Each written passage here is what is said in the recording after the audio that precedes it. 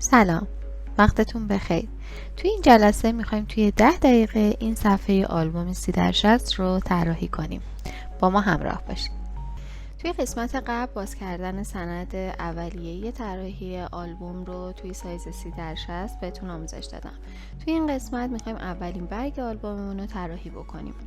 وارد محیط فتوشاپ میشیم و اون سندی که توی قسمت قبل بهتون گفتم رو باز میکنیم. به وسیله این شیپ ها میخوایم طراحیمون رو شروع بکنیم. ببینید شکل های مختلفی از این شیپ ها وجود داره که من رکتانگل انتخاب میکنم برای این قسمت. میام و یک مربع ترسیم میکنم. استروکش رو نان میذارم، هیچ گوشه ای نداشته باشه. رنگ داخل این مربع رو یک رنگ مشخصی انتخاب میکنم. حالا دلیلش رو بعداً بهتون توضیح میدم. یه دونه از این مربع ها ایجاد کردیم، میخوایم از این کپی بگیریم. میتونیم از اینجا به این شکل بکشیم پایین و یه کپی گرفته بشه و یا کنترل جی بزنیم و کپی بگیریم. کنترل جی رو هم که بزنیم کپی گرفته میشه. از اون بالا هم که بکشیم پایین روی این علامت پوشه کپی گرفته میشه. حالا اینجا کپیشو داریم. 2 تا کپی داریم از این مربع. برای اینکه بخوایم تو حالت انتخاب قرارش بدیم، از این قسمت بالا فری ترانسفورم رو میزنیم. فری ترانسفورم اون رو تو حالت انتخاب قرار میده. کپی دومی رو از روی اولی بر میداریم. کنترل تی رو هم که بزنین و روی لایه قرار گرفته باشین میتونیم بهش دسترسی پیدا کنیم، میتونیم جابجاش کنیم. حالا میاریمش این طرف تا بهتون توضیح بدم. اگر روی شیپمون راست کلیک بکنیم هر کدوم از این گزینه های اینجا یه امکانی رو بهمون میده. اسکیل رو که بزنیم به اندازش دسترسی داریم. روتیت رو که بزنیم اینطوری میتونیم بچرخونیم شیپ مورد نظر رو. اسکیو که بزنیم میتونیم یک گوشه، یعنی گوشه هاش رو میتونیم بکشیم. برای ببینید فقط گوشه های 4 گوشه اصلی هستش. برای شکل دادن به این شیپمون حالا بر اساس نیاز پرسپکتیو رو که بزنیم ببینید یک پرسپکتیوی میده به این شیپه. اینها رو بهتون آموزش میدم چون که اگر جایی دیدین که یه همچین اشکالی داره شیپاشون، ببینید از کجا این شکل رو ایجاد کرده. اینجا هم که میتونیم منحنی براش ایجاد بکنیم. خیلی کاربردی نیست توی طراحی ولی خب باید بدونید، بهتره که بدونید. حالا برمیگردیم از اول. با کنترل جی یه کپی میگیریم، کنترل تی رو میزنیم، لایه رو روی لایه بالایی اون جابجاش میکنیم. ببینید اینو باید دقیقاً کنار هم باشه. وقتی که جابجا میکنیم، وقتی که در حالت انتخاب قرار میدیم شیپ رو جابجا میکنیم، ببینید اینجا که کنار هم میاد یه خط صورتی نشون میده. اون یعنی که اینا دقیقاً همراستای همدیگه هستن و نباید یه شیپ بالاتر باشه یکی پایین تر. باید با هم تناسب داشته باشن و اینجوری کنار هم قرار بگیرن. بهتره که فاصله بین این 2 تا مربع و گوشه آلبوم با فاصله شون با وسط آلبوم برابر باشه. اینجا 2 سانت به گوشه آلبوم ما خط کشیدیم. میایم از این طرف هم روی 32 سانت یه گایدلاینی قرار میدیم که این مربع ها توی این فاصله قرار بگیرن. ببینید حالا 2 تا رو کنترل رو میگیریم، 2 تا لایه رو انتخاب میکنیم و کنترل تی رو میزنیم. حالا 2 تاشون به حالت انتخاب در میاد. میایم وسط این قسمت قرار میدیم. خب این خیلی میره میچسبه به اون خطا.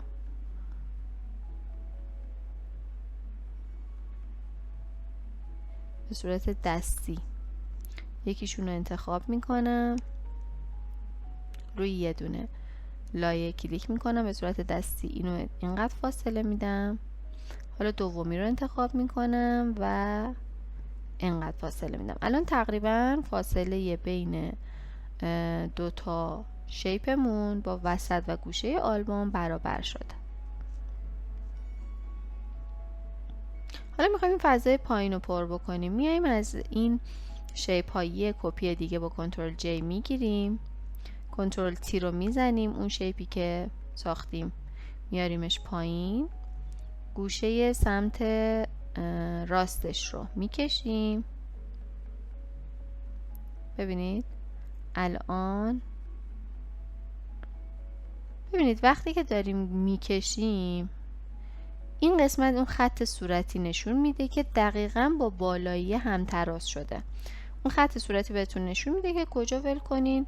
این فاصله بین دو تا شیپ بالا و دو شیپ بالا و این مستطیل پایینی هم باید با هم برابر باشه. یک فاصله از بالا و پایین هم باید با هم برابر باشن. اینو کلشون رو انتخاب میکنیم و یکم میاریم پایین تر. ببینید الان فاصله کل این سه تا شیپ از بالا و پایین با هم برابر. ببین بالا یه همچین فاصله و پایین هم یه همچین فاصله و از وسط و کنار آلبوم هم با هم برابره. الان توی حالت نظم خوبی قرار گرفت این شیپ ها. حالا باید بیاریم و عکس رو بهشون اضافه کنیم. برای اینکه قاطی نکنیم میتونیم اسم گذاری کنیم شیپ ها رو. مثلا اینو من میذارم S1 که این مربعی که اول کشیدیم، این دومیه S2 که این هم مربع دومی است و مستطیل پایینی رو هم مثلا میذارم بیگ بزرگه که این پایینه، برای اینکه قاطی نکنیم، چون بعد از این میخوایم عکس رو وارد سندمون بکنیم. خب حالا عکسایی که انتخاب کردیم، الان برای مستطیل پایینیه باید یه عکس انتخاب کنیم که خب بهش بخوره، مستطیل باشه، یعنی کادرمون به کادر مستطیلی بخوره. من این عکس رو انتخاب میکنم که به صورت افقی گرفته شده. عکس رو میکشم،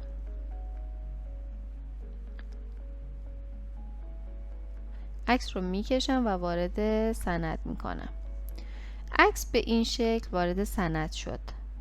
اگر همینجا اینتر رو بزنم تبدیل به اسمارت آبجکت میشه. همون چیزی که حالا یه ویدیو در مورد اسمارت آبجکت ما داشتیم. اگر هم نشد کلیک راست میکنین کانورت تو اسمارت آبجکت رو میزنین. حالا میخوایم این روی مستطیل پایینی قرار بگیره. اوکی؟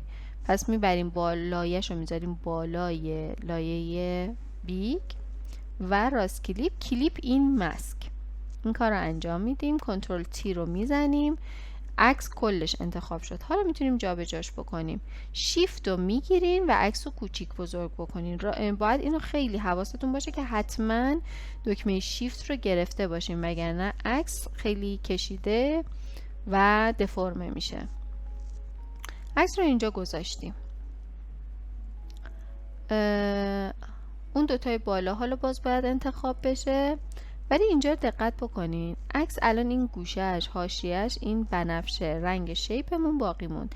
اگر رنگ شیپمون رو یک رنگ خنثی استفاده کرده بودیم، سفید، توسی، مشکی، حتی این خط متوجهش نمی شدیم و توی چاپ دیده می شد و خیلی زشته. برای همین بود که من اون اول بهتون گفتم برای شیپتون یه رنگ مشخص رو انتخاب بکنین. حالا اینجوری دوباره من روی لایه عکس کلیک میکنم، کنترل تی رو میزنم و عکس رو یک مقداری بزرگترش میکنم. دیگه الان اینجا ببینید یه حاشیه امنی اگر که باشه، این فاصله که داریم از گوشه ها خیالمون راحت میکنه که عکس بزرگتر از سایز شیپ هستش و دیگه خطهای دور و بر شیپ دیده نمیشه. الان توی موقعیت خوبیه. اینو انقدر جابجاش میکنین تا به موقعیت درستش برسه. الان موقعیت این عکس خوبه. اینو جایگذاری کردیم. حالا میریم سراغ عکس برای اون دوتا مربع بالا. میتونیم دوتا عکس شبیه به هم انتخاب کنیم. توی عکس عمودی امکانش هست. چیزی که کراپ اون وسطش چیز قشنگی بشه، یعنی اون قسمت مربعی وسط عکس چیز قشنگی بشه. من این دوتا رو به نظرم انتخاب کنم خوب باشه. یک عکس رو باز میکنیم. ببینید اینتر رو که بزنیم اسمارت آبجکت میشه، ولی خب اگر هم نشد شما از این قسمت کانورت تو اسمارت آبجکت میتونین اسمارت آبجکتش کنین. حالا میایم روی مربع اولی S1 عکس رو میذاریم روی لایه مربع و کلیپین ماسکش میکنیم، کنترل تی رو میزنیم. حالا عکس رو دقیقا جایی که بخوایم قرار میدیم، بزرگ کوچیکش میکنیم. خیلی بستگی داره به کادر عکستون، خیلی بستگی به نوع طراحی که میخواین داشته باشه. بین این عکس ها به نظرم این عکسم نه، به نظرم که این عکس خوب باشه. اینو بازش میکنیم توی سند آلبوممون، روی لایه S2 مجدد میذاریمش. اسمارت آبجکت شد. وقتی اینتر میزنین خودش تبدیل به اسمارت آبجکت میشه. میخوایم توی این قاب قرار بدیم، راست کلیک میکنیم و کلیپینگ ماسک رو میزنیم. کنترل تی رو اینجا باید بزنیم، روی لایه عکس قرار داریم. کنترل تی رو میزنیم، عکس رو از اون وسط میاره، یعنی جابجاش میکنیم توی شیپ مد نظرمون. من فکر میکنم سایزش خوبه. حالا یک کم اگر بزرگترش کنیم که عروس متناسب با سایز قاب کناری باشه بهتره. این خوب شد. حالا یه صفحه آلبوممون طراحی شد به همین سادگی. میریم سراغ صفحه دیگه آلبوم، این قسمت خالی. اینجا مثلا میخوام یه عکس عمودی اضافه بکنم. میخوام یه عکس به صورت کشیده باشه. مثلا این عکس خوبه.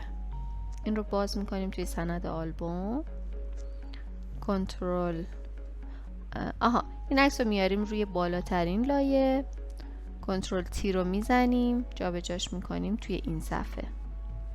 حالا اگر که این بالا و پایین عکس برابر با این صفحه روبروش باشه خیلی بهتره.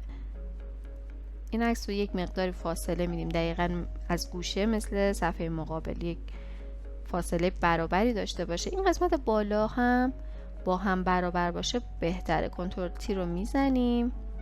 ببینید خطکش، اینجا از خطکش ها خیلی خوب استفاده کردن. الان دیگه سطح بالایی برابر شد. دوباره از خطکش ها استفاده میکنیم برای این قسمت پایین. الان اینجا هم با هم برابره، یعنی الان دیگه این بالا و پایین این عکس با صفحه روبرو با هم برابرن. از فاصله از گوشه آلبوم هم دوتاشون با هم برابرن. این هم یه فاصله داره و این هم مشابه همون فاصله رو داره. خب این قسمت خالی اینجا رو میخوایم با یک نوشته پر بکنیم.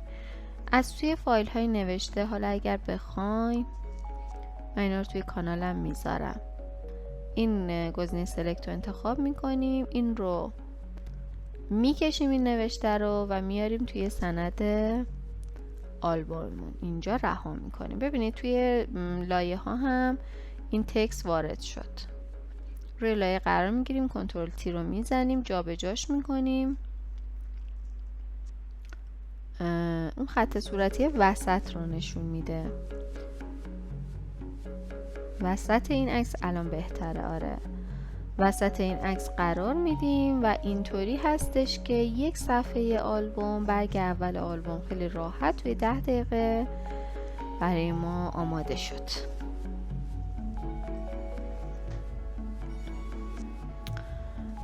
برگ اول آلبوم رو با هم طراحی کردیم و توی جلسات بعدی برگ‌های دیگه با ترفندهای جدیدتر بهتون آموزش داده میشه. خیلی خوشحال شدم از اینکه تا آخر این ویدیو با من همراه بودین. اگر به طراحی آلبوم، ترفندهای پریمیر و تدوین هم علاقه‌مند هستین، لطفاً این کانال رو سابسکرایب کنین و ما در ویدیوهای